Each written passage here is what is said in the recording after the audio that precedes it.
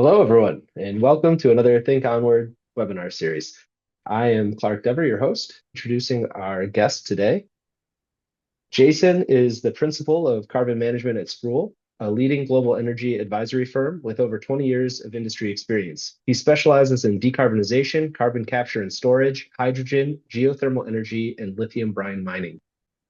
Based in Denver, Jason brings deep technical expertise in geoscience, ranging from sedimentology and stratigraphy to reservoir characterization, supporting clients in both traditional oil and gas as well as emerging low carbon projects. His career has spanned leadership roles at major organizations like ExxonMobil, Koch, and Enverus, and he's led geoscience initiatives across the US and globally. Please welcome Jason Ellison. First, I want to introduce you to a little bit more about Spruce ERCE, who we are and what we do. Spruce is an energy advisory company. I really enjoyed working here because we really do work to try to find ways that, advise our companies on what their next best steps might be. Whether we're talking about decarbonization, traditional energy systems like oil and gas, we bring together a lot of commercial, technical, and operational expertise to address, the questions that our clients have. We have quite a few different solutions, including expert and advisory.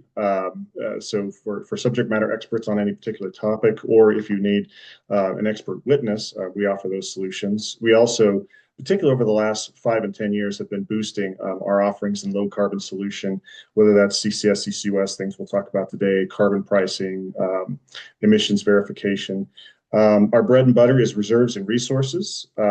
And certainly, that's relevant for oil and gas. But these days, a lot of times the question is not how much oil and gas is there. It's how much could that rock store in terms of CO2 content, hydrogen content, et cetera. All that is buttressed by deep technical studies with the focus on subsurface. But we also do a lot of above ground work as well, looking at the facilities associated with oil and gas, CCS operations, and the like. We have a large geothermal group based out of the Netherlands, and we service both anything from low enthalpy to high enthalpy projects, as well as an asset management team that oversees 15,000 BOE of production that can be deployed to address some of these next step where we're going to drill a well, we're going to complete a well, these sort of needs that our clients have. With regards to our low carbon solutions, we have quite a variety, from some of these strategic solutions that are really common these days, becoming more common, particularly with the rise of things like 45Q tax credits and items that we're going to be talking about here momentarily.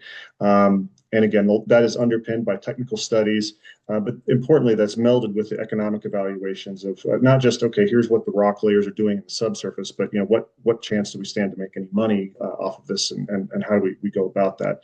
So guiding our clients towards those next best steps, and really identifying where, if any, risks are and what mitigation measures that can be deployed, as well as some bespoke solutions. So we get a lot of inbounds from our clients saying, can you do this? And 9 times out of 10, the answer is yes, we can. So if you have a need with something that you think is related to decarbonization or any of the topics I've talked about, by all means, reach out to us and we can talk about it more. We're going to be talking about Class 2 wells. We're going to briefly describe what a Class 2 well is, how you differentiate it from a Class 6 well that you may have heard of as it relates to CCS. What's the difference between CCS and CCUS, in as much as it applies to pumping CO2 underground? We'll look at active areas right now within the United States, what we've learned from historical Class 2 EOR programs, and some of the more recent Class 2 programs that have been ramping up, particularly on the other side of the Inflation Reduction Act. We're also going to look at tailwinds and headwinds for Class 2 wells in terms of what environmental or safety concerns might there be in and around these sorts of facilities. What kind of regulatory and policy updates are happening, particularly under the Trump administration. It's a new world and things are changing quickly. Also talk about some recommended best practices for community and public engagement, and then the conclusions and way forward. Let's get into it and talk about what is the difference between CCS, carbon capture and sequestration, versus CCUS, carbon capture, utilization, and sequestration. And frankly, this is going to be sort of a geologic-focused, CO2-focused definition. So on the example on the left, we've got an unfilled structure filled with water. and on the right we've got an oil and gas or an oil bearing structure, and that will represent our CCUS example. So an example of CCS, we're drilling CO2 injection wells, we're pumping the CO2 in, and we're creating this brine, this plume of CO2 that spreads outward from the injectors, and eventually coalesces, in some cases. But you pump the CO2 underground, it stays permanently, end of story.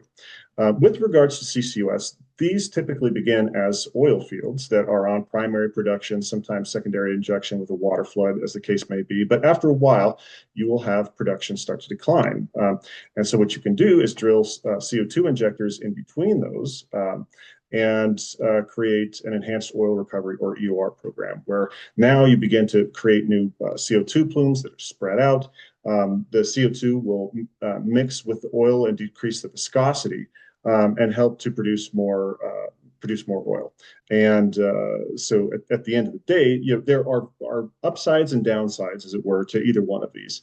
If we focus on CCS for a minute, when it comes to the amount of knowledge that you have at the beginning, it's relatively low compared to CCUS.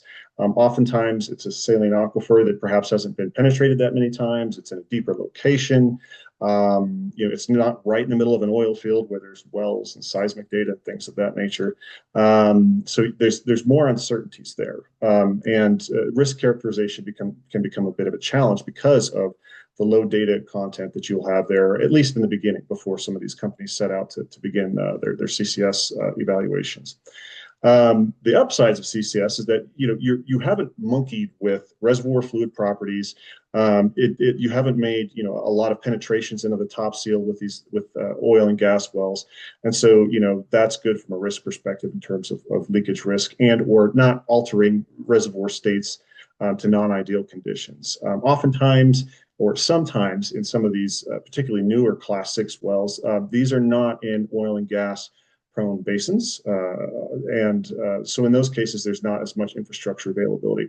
Whereas conversely, if we're looking at CCUS, there's going to be high infrastructure availability, but again, more alterations of reservoir and fluid properties, and you penetrated that top seal. And oftentimes that can be one of your highest risk points for leakage is going to be those legacy boreholes. So, as it turns out, there are quite a few different flavors of injection wells in the United States, and these have changed over time. It all started back with Class 1 wells, which were sort of the catch-all for injecting and storing hazardous and non-hazardous industrial waste underground. What they found, though, was that oil and gas operators had their own need for storing oil and gas waste. And that could be, a lot of times it would be brines, things like that, oil field brines that were brought up to the surface that would need to be injected underground. But also they found that if there was, sour gas that they needed to dispose of, or even CO2 that they wanted to inject underground, the EPA created a separate class of well called Class 2 wells for that purpose. The key thing to point out in the case of Class 2 is that it has to be sourced from oil and gas operations. For you to be able to use those Class 2 wells to inject CO2 underground. And we're going to talk here in a little bit about what kind of money or tax credits, as it were, you get paid for one type of CO2 injection program versus another, whether we're talking CCS versus CCUS. But ultimately, in 2008, 2009, the EPA came out with Class 6 wells that, again, are meant for injecting CO2, specifically CO2. But it can be CO2 that's sourced from any sort of operations, whether it's a oil and gas facility, cement factory, whatever it is. It can be stored underground in a Class 6 well. It comes with, frankly, a lot more oversight regulations, monitoring, verification programs, things of that nature, which is one of the reasons why people have looked at, oil and gas companies in particular, have looked at Class 2 wells as a way to inject, the CO2 and get the tax credit for that. just kind of, we've got a chart here comparing class 2 wells versus class 6 wells. And really, probably the things I'm going to focus in are in purple in kind of this lower part of the chart. So with regards to class 2 wells, they're going to be less stringent in terms of permitting requirements. You already have a lot of data collected in the area typically.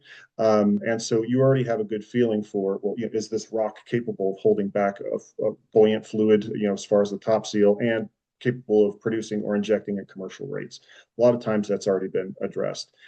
As such, there's not as much concern for what's going to happen to the CO2 after it has been injected. And so there are monitoring requirements, typically at the well itself, to make sure that everything is performing as it should. But post-injection requirements, once you're done, can be relatively minimal, or none, as the case may be, if there's still going to be oil and gas production on site after the injection has ceased. And this is kind of in stark contrast to class 6 wells, where the concept is that really kind of two main points with class 6 wells is number one, you're going to be targeting aquifers or reservoirs that may not have as much data and as much characterization,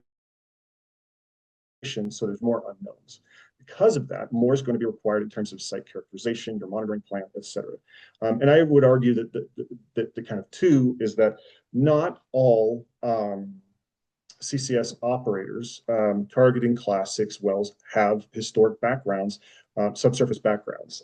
Many times these companies are source emitters, large emitters, or they're pipeline companies, which pipeline companies, midstream companies can have experience, say, with class 1 or class 2 injection wells, but they don't necessarily have subsurface experience similar to what you could find in oil and gas. And as such, the EPA wants to make sure that there is proper characterization of these relatively less well understood reservoirs that we'll be targeting. And that's one of the reasons why you are seeing more data that's required for your site characterization, more monitoring, testing, and reporting of what's happening during injection, and then a post-injection period of additional monitoring after injection has ceased, which, depending on what state you're in and what you're trying to target, it can vary anywhere from 15 to 100 years of post-injection monitoring before the asset can be turned over to the state or federal entities for permanent monitoring. The EPA sets the standard for rules and regulations for each one of these kinds of wells. If a state wants to, they can apply for primacy, and primacy is a legal authority to approve these kinds of wells. And in the map on the upper right-hand corner, you can see that different states have different levels of primacy. Typically, the oil and gas bearing states will have more robust primacy approval. Whereas, say, some of the non-oil and gas bearing states like Minnesota, Iowa, Pennsylvania and New York do have hydrocarbons in there. Whether they choose to develop or not is a question. But nevertheless, the states can take over primacy, with the agreement being that they will have rules and regulations that are equivalent to, if not higher than, the EPA regulations. Now, what is great about that is that each state can interpret the rules and regulations a bit differently. That's also what's a challenge about it, is that each state can interpret these things differently, and depending on your perspective, that's a great thing or that's a frustrating thing. So here we've got several different factors that you have to look at for these class 2 wells. What is your permitting plan? What is your operational plan? What is your monitoring plan? What is your closure plan? And we can see here that the EPA has certain metrics or certain categories that they want you to look at. So in the case of, say, federal, they say 1 permit per well. They want you to have an area of review where the CO2 or the pressure front associated with the tube could impact the USDW, the drinking water above that interval, and corrective actions. Similarly, they have commentary on casing, tubing packers, pressure limits, monitoring minimums and how frequently it has to be done, as well as closure in terms of plugging and abandoning these wells, et cetera. Now, If you look down here at these bottom rows, each one of these states has class 2 primacy, but they're interpreting this all a little bit differently. So in the case of Louisiana and Texas, 1 permit for 1 well. That's what they allow. In Wyoming, they have area permits. So if you get an area permitted for class 2 wells, you can then just go drill those class 2 wells in that area, provided that you stick to the ground rules that were agreed upon, when you got that approval. But you don't have to file a permit every time you want to go drill a class 2 well there. Similarly, if we look at operational constraints, pressure, it varies depending on whether you're in Texas, Louisiana, or Wyoming. Here, they have a PSI per foot cutoff. Here, they have a tubing and packing pressure, or sorry, annulus pressure cutoff. And then in Wyoming, they have, pressure limits based on formation. So again, it's going to behave differently depending on what state you're in. The frequency of requirements, monthly reporting versus daily logs that you've got to take and report back. Bond logs, which can be used to evaluate, casing and cement quality when you're closing out a well. There are some states like Texas and Wyoming that require a bond log. Louisiana does not. So these are just things, differences that you've got to keep in mind before you go into one of these states and say, hey, I'm going to go ahead and get my class 2 well, and away we go. Just using federal EPA guidelines only. You've really got to look on a state-by-state basis to see, how they approach this. Nevertheless, pretty much without exception, whenever you go with the state, you'll get your permit faster. Typically, if you're going to get it approved, you'll get it faster than you will with a class 2 permit. And certainly this is very much true for class 6 permits as well. It can be quite a stark difference between the two. And this is yet another reason why people are looking at class 2 wells, is to avoid the time it takes, the 2 to 3 years it can take to get a class 6 permit. Why not try it with a class 2 instead, if your CO2 is sourced from oil and gas operations? What do you have to do to get this tax credit? So 45Q is a section of the tax code that allows for a tax credit to be applied to the companies who capture and ultimately store the CO2. So is that a simple thing to do? Well, not necessarily. There are a few hoops that you got to jump through. So obviously, you need to go and evaluate the area that you want to for either oil and gas operations where you're going to use that CO2. The Inflation Reduction Act also included tax credits if you used direct air capture for EOR programs. And so direct air capture, this was viewed as quite important because, the concentration of CO2 in the atmosphere is 420, 440 parts per million versus, a lot of times these oil and gas operations can have CO2 concentrations of 5%, 10%, 15%, 20%. And so it costs a lot less to strip that CO2 out. And frankly, a lot of these oil and gas companies were doing this with amine separators anyway, because they can't sell their hydrocarbon products with high CO2 concentration in it. So instead of venting it, now you can store it underground. So once you've got that, you've got to design a well to prevent leaks and especially protect the drinking water. That is something that the EPA prioritizes, in their requirements. It's really all about keeping the USDW safe and protected from CO2. You've got to develop and implement an MRV, monitoring, reporting, and verification plan, also known as MMV, monitoring, measurement, verification in other countries. If it's required for secure geologic storage. That is, you want the CO2 to stay underground permanently. So then you obtain your class 6 permit or class 2 permit. Now you are ready to transport the CO2 to the class 2 disposal well site, which, if it's coming from oil and gas operations, hopefully doesn't require that long of a pipeline, though that's not always the case. We have some pipelines crisscrossing the U.S., particularly the central part of the U.S., that go for hundreds of miles, transporting CO2 from one location to another. So you've got to ensure all of your regulatory reporting requirements are met, and you've documented that. You've got to prepare your IRS Form 8933 with required attachments. And if you need to attach the certification and proof of compliance as needed for your particular project, then and only then can you receive your tax credit award for the CO2 that you've disposed.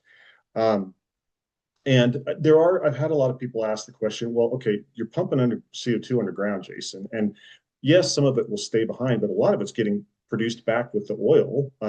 Yes, I understand you're going to strip that out and pump that back in, but how much ends up getting sequestered for a given EOR program? And typically the number ranges between 40 to 60% of the CO2 that you pump underground is trapped by capillary trapping, by structural trapping, what have you, chemical reactions with the rock, as the case may be.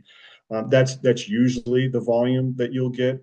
One thing that hasn't really been looked at too closely yet is, well, what happens if you then shut the field in entirely once all the oil and gas is produced, and then just continue to pump the CO2 in where you can achieve higher volumes?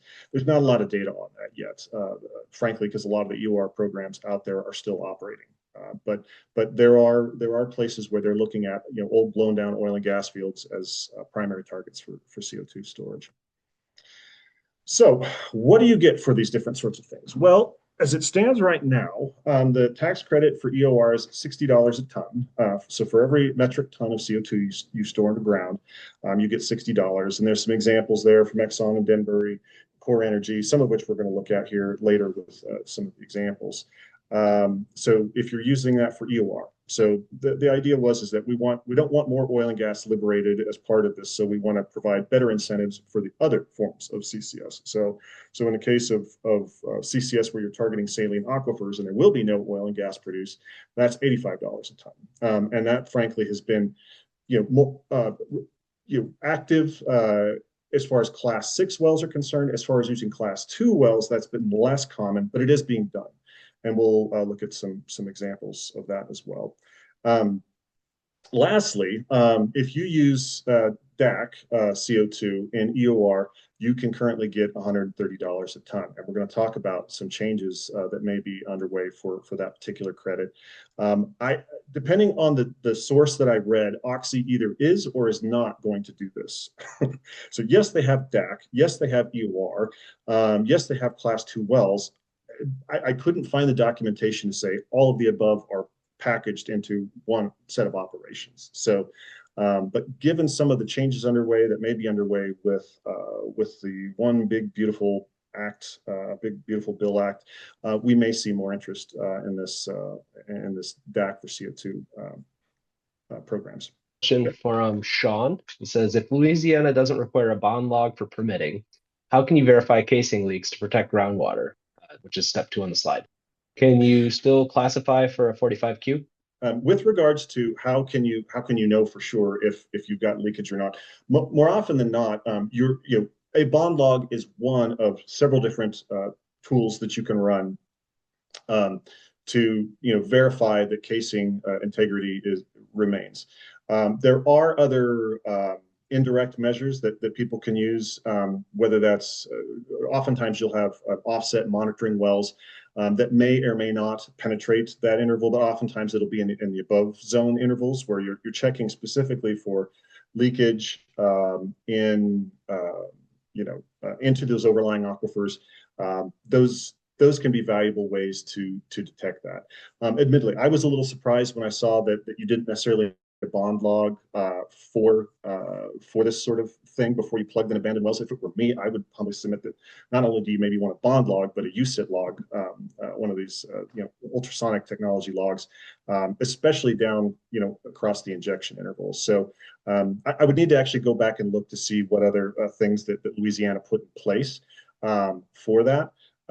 But presumably, especially if you design these wells with higher chromium content steel and corrosion resistant cement, you should be in good shape. But yes, verification is the name of the game. What I would say is that in as much as it applies to 45Q tax credits, and this is one of the interesting little peculiarities, is that basically the way you get paid your tax credit runs on a 3-year sweep.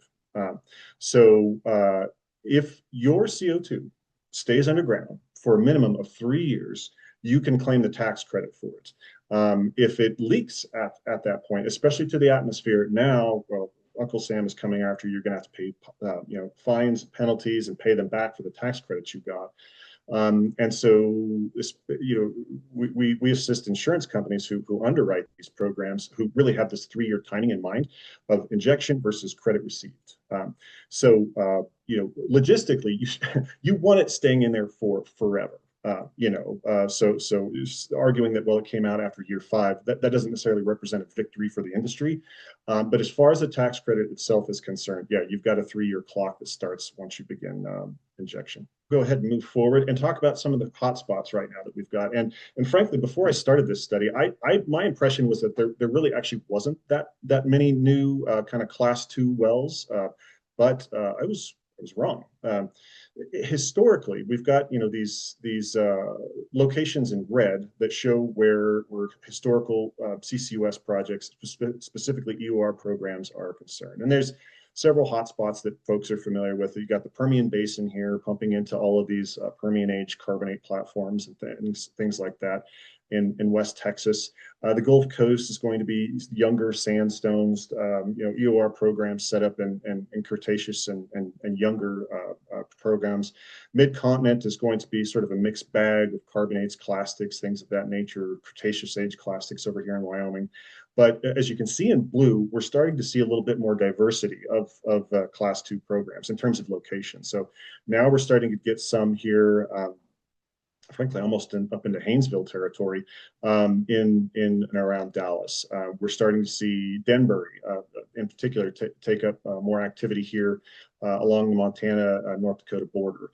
We're starting to see some activity pop up in Michigan as well. So we're starting to see this thing spread, and we're starting to see more programs.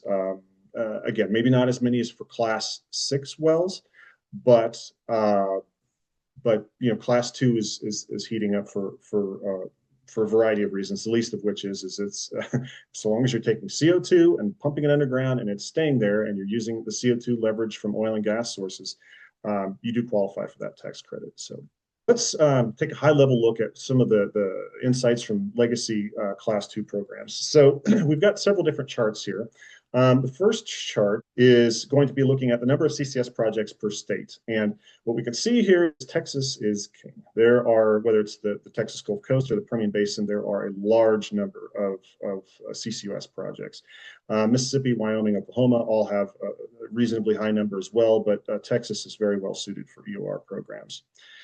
With regards to when they started in earnest back in the 1970s, but their peak was really kind of here when, halcyon days of $100 barrel of oil is when we really saw, a peak of these sorts of projects.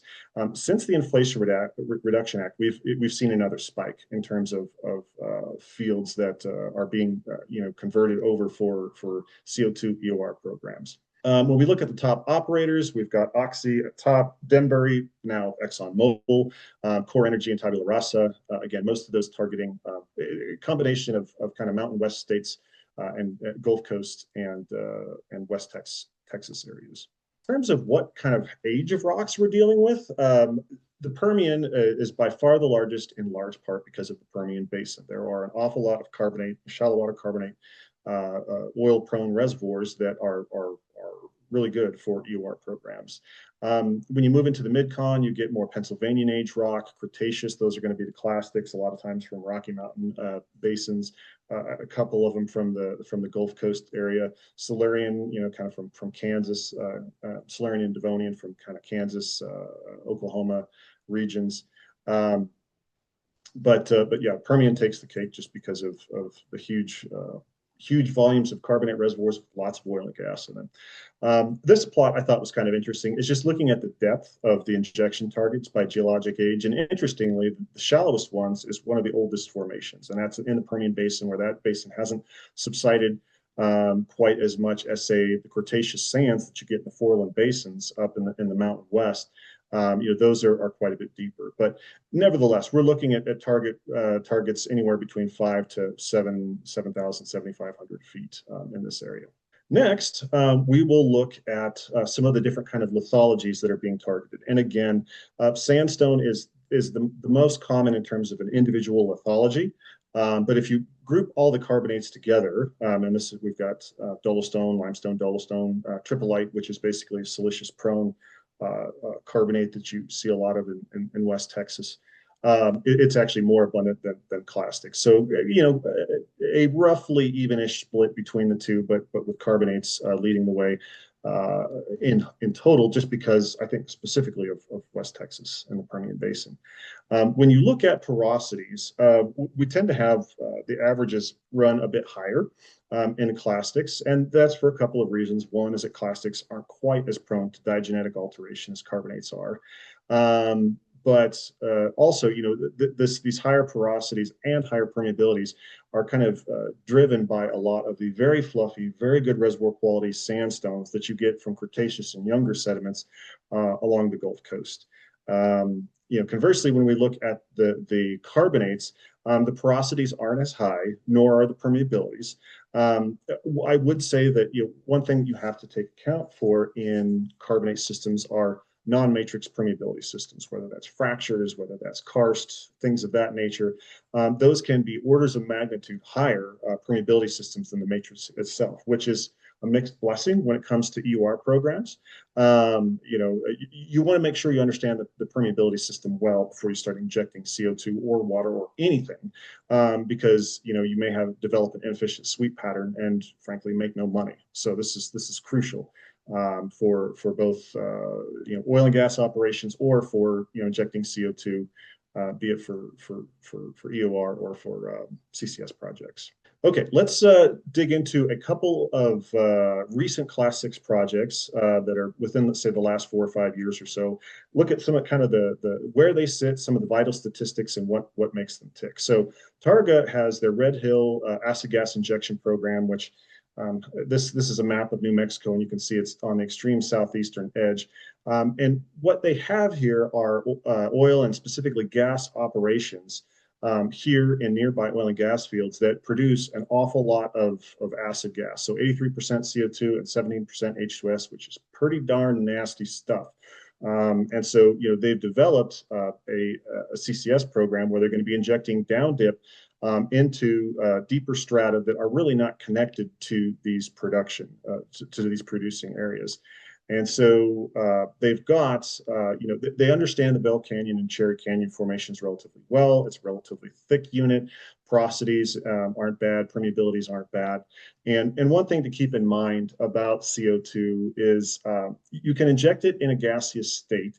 That's a less efficient way of injecting CO2. Typically, you want it at a supercritical state, which is going to be above about 1100 psi or 88 degrees Fahrenheit, thereabouts, where it kind of collapses and forms a liquid that's more similar to, or its density that's more similar to a liquid, but its permeability and its mobility, its viscosity is still quite low, similar to a gas. So you don't have to have multi-Darcy rock to make CO2 injection work. Though it helps. All right, Blue Spruce is a group that's developing an offset to ExxonMobil's Chute Creek. So there's this very large, very prolific field that's produced from the Madison carbonates in Wyoming. And as you can see from the production profile, they haven't drilled wells since the 80s, and it's just been stable, steady as she goes, if not increasing. That we all had that problem of stable, production.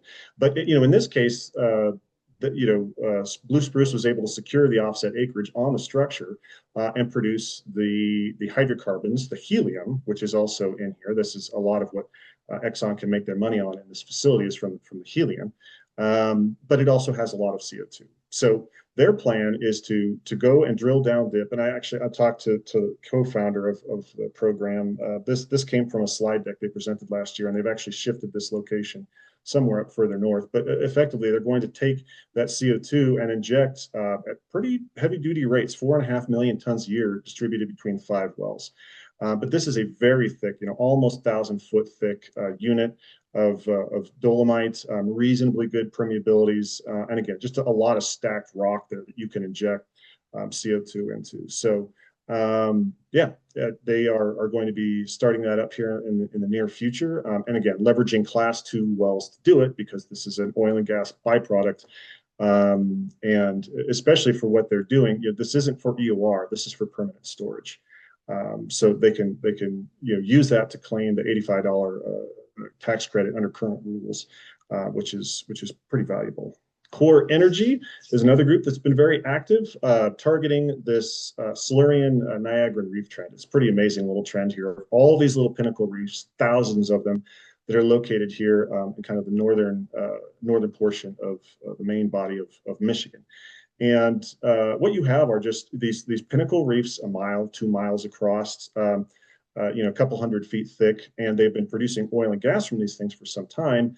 And Core Energy in particular has been aggressive about going in and doing EOR programs in these areas. You can see here, this is kind of in the extreme northern part of the area, but they are developing numerous pinnacle reefs for EOR programs.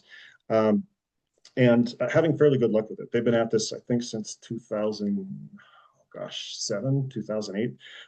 So they are also now looking at Class 6 injectors. We're injecting not for EOR, but for permanent storage. I think the area's got potential for both. And again, there's thousands of these little bumps out there that one could target for storing CO2. We've got BKV's Barnett Zero, and this is one of the more well-known projects where they specifically came out and said, we are not producing oil and gas. We're taking oil and gas from CO2, we're taking CO2 from oil and gas operations, storing it underground, and going for that $85 a ton tax credit. And we can see here in this map that the green blobs you see are the 3D seismic that have collected in the area. And they've chosen the spot for their Barnett Zero well, well away from mapped faults and structure, and frankly, well away from oil and gas operations. I think the nearest wells are 5 or 10 miles away. And so, well outside of the radius of the CO2 plume, and frankly, outside of the pressure front in terms of it having a meaningful impact on those offset wells. They are drilling into the Ellenberger, which is a very well-known formation, Ordovician age formation in Texas. It tends to be this karsted dolomite. It's got all these crackle breccias from caves that have fallen and crushed and made this interesting kind of fabric. They're actually going to be targeting some of these lower storage zones where there's less fracturing, karsting, things of that nature. But they've been injecting there for a year or two now, and steady as she goes. So far, everything seems to have worked pretty well. So good on them. And BKV, frankly, is pretty active in this space. So I expect to see more to come from them in the near future. Lastly, let's go look at environmental regulatory considerations and community engagement. So a colleague of mine said that the interesting thing about CO2 programs, where you're moving CO2 at the surface and injecting it underground, is that the chance of some sort of a negative occurrence is quite low. I mean, we've had thousands of miles of CO2 pipelines running across the U.S. for decades. However, when there is something that happens, it can be high severity. And this is something that that we have to be cognizant of as we take on these projects. Some things that whether they're related to Class 2 wells or not have drawn the ire of the public at times are some of these things that we're talking about here. So Permian Basin has been experiencing high levels of seismicity. This is just the seismicity that we've seen since in this year.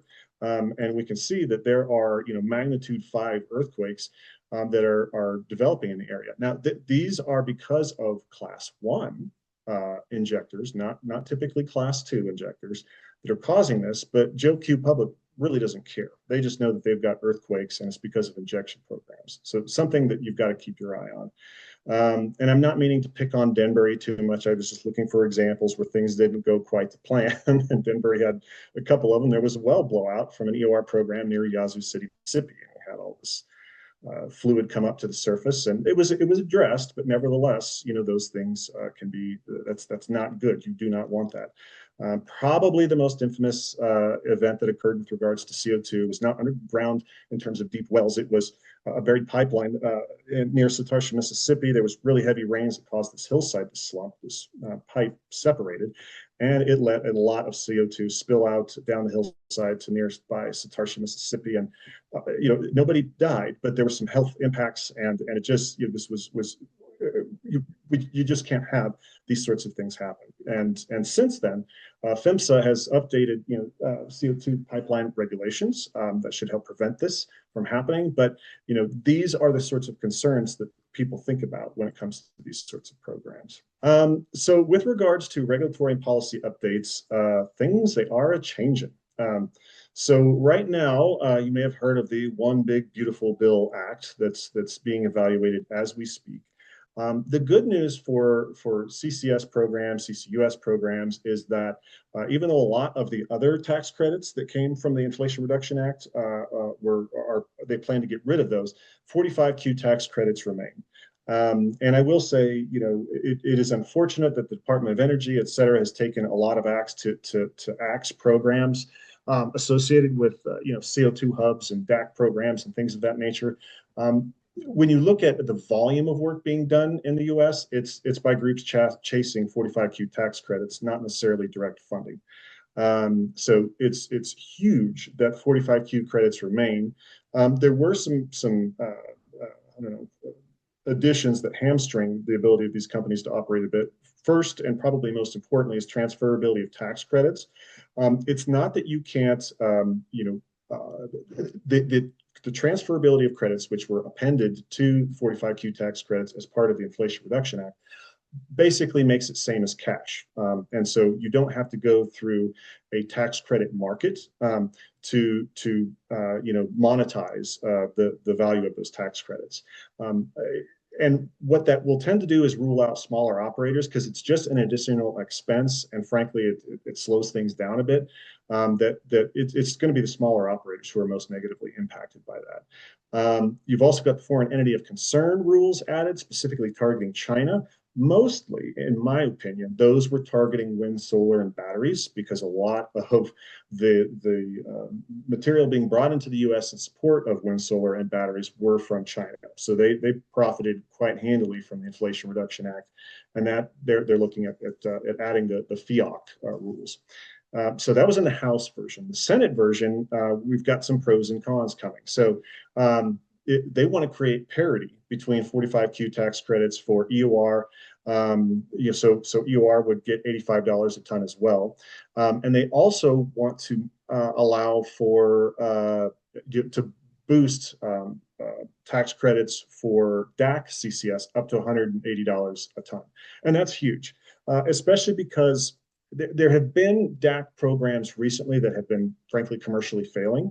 And my opinion is that you're going to end up having a better result in areas where you can already be making money via EOR programs as these DAC programs get up to speed. And so you could have perhaps a few hiccups there and not lose things completely commercially, as we've seen, in one example in particular from Climeworks in Europe. Companies like to make money while they're making money, and DAC CCS could be a way to do that and get DAC kicked off properly at a kind of a scale that will matter, not 5,000 or 10,000 tons a year, but millions of tons a year. They added the transferability of tax credits back in. We'll see if that stays. The FEOC rules were softened in part because of the supply chain issues it would create would stymie any activity, especially with regards to wind, solar, or batteries in the U.S. So we'll see if those stick around.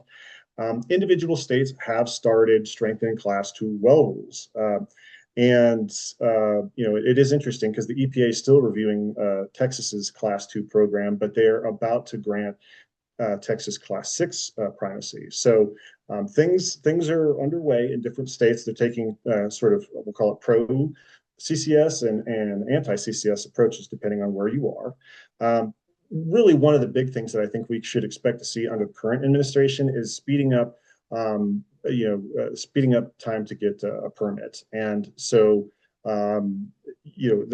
whether it's through, changes that come through the Senate or specifically changes that going on with the EPA in particular, we're going to see, we're already seeing a lot of changes, and whether that's granting states primacy or frankly creating maybe preferential pathways for certain projects to fly through the NEPA program and things like that. There are a lot of changes underway and legal battles that ensue thereafter. And so, yeah, we've got a lot of things moving here, but I would say that the zeitgeist of the moment is still in support of CCS and CCUS. We kind of feel like where we're at with regards to CCS and CCUS is similar to how things were before shale took off. And I remember watching it all happen, going from shale being this big exciting thing to all of a sudden we have a new F word. the frack word. And one of the things I think that the oil and gas industry learned is that it's important to engage the public early and often, and keep the dialogue open, because in a vacuum, just misinformation will fly around, and it's treated as absolute fact, and anything that would say otherwise is a bold-faced lie, and here we are. So, I think that, I encourage anyone who's participating in these things to talk to folks. And as important as talking is, listening is even more important. What are your concerns? What is it that you think would be appropriate, or what would you like to see in terms of monitoring or data or acquisition, or how can we make this more transparent? Obviously, it doesn't mean that the Joe Q public will get their way with everything, but really feeling like they are engaged in the process and part of the process is important. And that's on all of us, because social license to operate is real, and it can be taken away. So we all must do our part. Conclusions and way forward. It's quite active as far as Class 2 wells are concerned, and in particular, if they do, if the Senate changes to 45Q tax credit are approved, I expect it will get even more so. Particularly as perhaps some oil and gas companies may look to go that route for disposing of their CO2 instead of Class 6 wells, as is warranted. There are some pretty highly visible projects out there, whether you're talking about Blue Spruce's Dry Piney or BKV's Barnett Zero, and things are progressive rapidly. In some cases, injection's already begun, and so far so good from everything we've seen. But as an industry, we, the subsurface, we've got to rise to the occasion and work with everyone, legislators, regulators, and the public, to make sure that they understand how this process works, how we're really working to keep these things safe, effective programs that can also be commercially viable and of huge benefit to local communities, the states themselves, et cetera. So, First question comes from Stefan, and it's does the IRS report how much in tax credits for 45Q has been claimed in the previous years? yes, I believe that information is available. No, I haven't gone to go collate it, but that's meant to be publicly available. We have another question from the audience. Can you expand on the timeline from the injection of CO2 to receiving the 45Q tax credit? With regards to the injection, again, it starts the 3-year clock.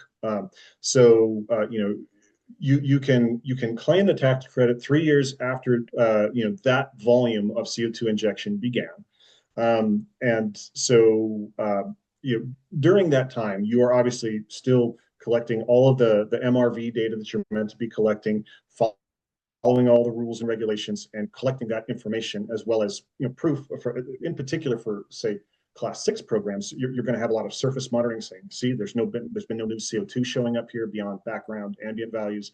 But for Class 2 as well, you're putting all that proof together and submitting it on an annual basis, 3 years after injection has begun. So there is a lag in time there, and that is the benefit to EOR CCUS, is that you can still, you have to wait a bit for the tax credit to show up, but you can get paid immediately for the net new oil that's been produced as a result of the EOR program. Question from Stefan: what makes DAC different that it is allowed for Class 2 injection for EOR and not, say, an ethanol plant?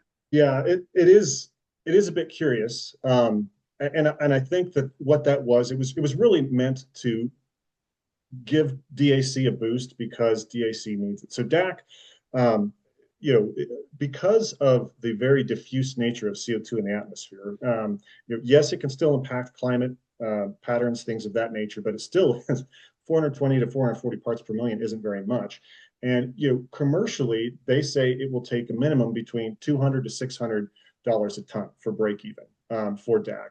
And I think this really was an effort to try to show some love of a fledgling industry, whereas ethanol, it's been around for a long time and it's doing just fine. And so I think that is something where for DAC they showed some love, and they're going to get some more if the Senate's rules get approved, or updates to the OBA bill get approved. But you're also going to see that on the oil and gas side of things as well, where $85 a ton, irrespective of what where you're injecting that CO2. Can you explain the transferability of tax credits in the current version of the Senate tax package? not being a tax expert, I can't say a whole lot about it. What I will say is that my understanding is that they're putting back what the House took out, and so as before, it was same as cash tax credit that you could then go and you didn't have to go and do sort of this horse trading, as it were, in the tax credit market. And there's a friend of mine, Don Lima, who she lives in this world, advising companies, in this space. Truthfully, it is complex trading in the tax credit space, and that's why you will need, some kind of advisement typically to help you through that. But just having it be the same as cash is much easier for everyone involved. It's like we've run the gamut on our questions. So, Jason, thank you for your time, your expertise. Thank you to our audience. Really appreciate everyone showing up today. I learned a lot and really grateful for your time. Thank you. Thank you.